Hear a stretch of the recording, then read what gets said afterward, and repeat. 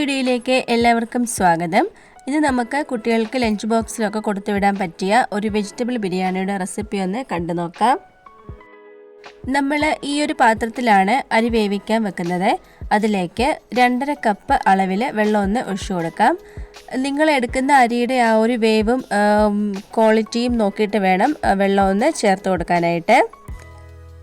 വെള്ളം നന്നായി ഒന്ന് ചൂടായി വന്ന് കഴിയുമ്പോൾ നമ്മൾ എടുത്തു വെച്ചിട്ടുള്ള ആ ഒരു ഏലക്ക, 1 ടേബിൾ സ്പൂൺ കുരുമുളക്, 3 പട്ട, 1 തക്കോലം, ഒരു 4-5 ഗ്രാമ്പു എല്ലാം ചെറുതായിട്ട് ചതച്ചിട്ട് വേണം ഇട്ട് കൊടുക്കാനായിട്ട്. എന്നാലേ വേഗം അതിൻ്റെ ആ ഒരു ഫ്ലേവറൊക്കെ നമ്മുടെ ഈ ഒരു ബിരിയാണി അരിയിലേക്ക് ഇറങ്ങി കിട്ടുള്ളൂ.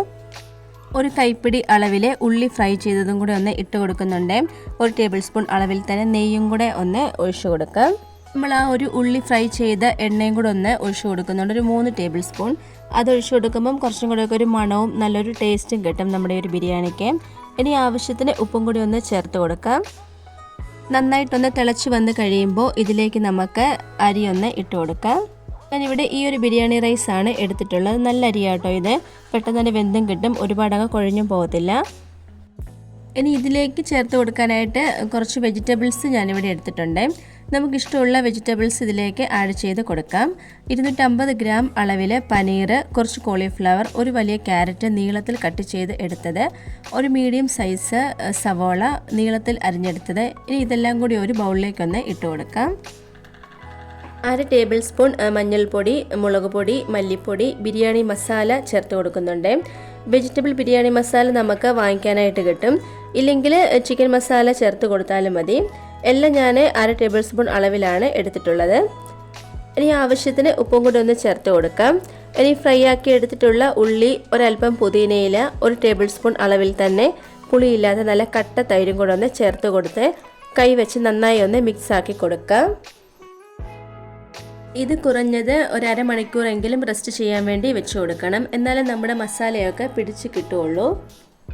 ഞാനിപ്പോൾ ഒരു അരമണിക്കൂർ കഴിഞ്ഞപ്പോൾ ഫ്രിഡ്ജിൽ നിന്ന് എടുത്ത് പുറത്ത് വെച്ചിട്ടുണ്ട്. ഇനി നമുക്ക് ഒരു പാൻ അടുപ്പത്തേക്ക് വെച്ച് അതിലേക്ക് ഓയിൽ ഒഴിച്ചു കൊടുക്കാം. നമ്മൾ ആ ഒരു ഉള്ളി ഫ്രൈ ചെയ്തിട്ടുള്ള ഓയിലാണ് എടുത്തിട്ടുള്ളത്. 1 ടേബിൾ സ്പൂൺ അളവിൽ ചെറിയ ജീരകം കൂടെ ഒന്ന് ഇട്ട് കൊടുക്കാം. ഇനി നമ്മുടെ ആ ഒരു വെജിറ്റബിൾസിൻ്റെ ആ ഒരു മിക്സ് ഒന്ന് ചേർത്ത് കൊടുത്ത് നന്നായിട്ട് തന്നെ ഇതൊന്ന് മിക്സ് ആക്കി കൊടുക്കണം. നമ്മളിതിലേക്ക് എക്സ്ട്രാ വെള്ളമൊന്നും ചേർത്ത് കൊടുക്കുന്നില്ല. ഒരാവി വന്ന് കഴിയുമ്പോൾ ഇതിൻ്റെ ഉള്ളിൽ നിന്ന് വെള്ളമൊക്കെ ഇറങ്ങി കിട്ടും. അതിൽ ഈ ഒരു വെജിറ്റബിൾസും പനീറും വെന്ത് കിട്ടിക്കോളും.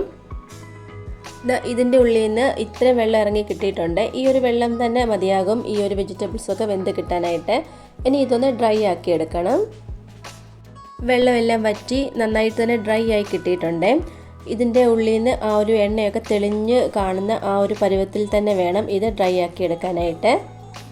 ഇതിലേക്ക് 1/2 ടേബിൾ സ്പൂൺ അളവിൽ ഗരം മസാലപ്പൊടി, 1 ടേബിൾ സ്പൂൺ അളവിൽ തന്നെ കുരുമുളക് പൊടിയും കൂടെ ഒന്ന് ചേർത്ത് കൊടുത്ത് ഒന്നും കൂടി ഒന്ന് മിക്സ് ആക്കി എടുക്കണം.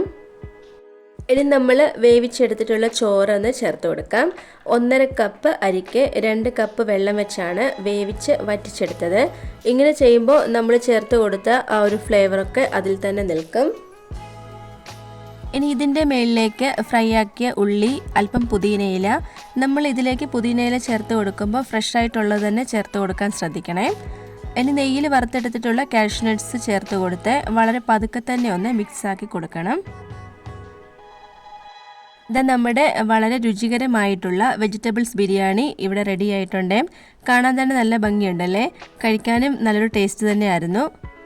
ഇതിൽ വെജിറ്റബിൾസ് 1 by 1 ആയിട്ട് ചേർത്ത് കൊടുക്കേണ്ട ആവശ്യമില്ല, ഒന്നിച്ച് തന്നെ ഇട്ട് വേവിച്ചെടുത്താൽ മതി. ഇത് പപ്പടം, സാലഡ് എന്നിവയുടെ കൂടെ നമുക്ക് സെർവ് ചെയ്യാവുന്നതാണ്. ഇത് കറി ഇല്ലെങ്കിൽ പോലും കഴിക്കാൻ വളരെ നല്ലൊരു ടേസ്റ്റ് തന്നെയാണ്. ഞാൻ ഇത് തന്നെയാട്ടോ കുട്ടികൾക്ക് സ്കൂളിലേക്കും കൊടുത്തു വിട്ടത്. അവർക്കിങ്ങനെ കഴിക്കാനാണ് ഇഷ്ടം. ഇതിൻ്റെ കൂടെ കറിയൊന്നും കഴിക്കുന്നത് അങ്ങനെ താല്പര്യമില്ല. വളരെ ഹെൽത്തി ആയിട്ടുള്ള നല്ലൊരു വെജിറ്റബിൾസ് ബിരിയാണിയുടെ റെസിപ്പിയായിരുന്നു. എല്ലാവരും ഇതുപോലെ ഒന്ന് ട്രൈ ചെയ്ത് നോക്കണേ.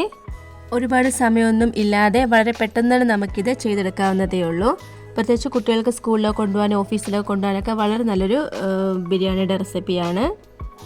ഇന്നത്തെ നമ്മുടെ ഈ ഒരു വെജിറ്റബിൾ ബിരിയാണിയുടെ റെസിപ്പി എല്ലാവർക്കും ഇഷ്ടമായി കാണുമെന്ന് വിചാരിക്കുന്നു. ഇഷ്ടമായിട്ടുണ്ടെങ്കിൽ ലൈക്കും കമൻറ്റും സബ്സ്ക്രൈബും ഒന്നും ചെയ്യാൻ മറന്നു പോകരുതേ. അടുത്ത വീഡിയോയിൽ കാണാം. Thank you.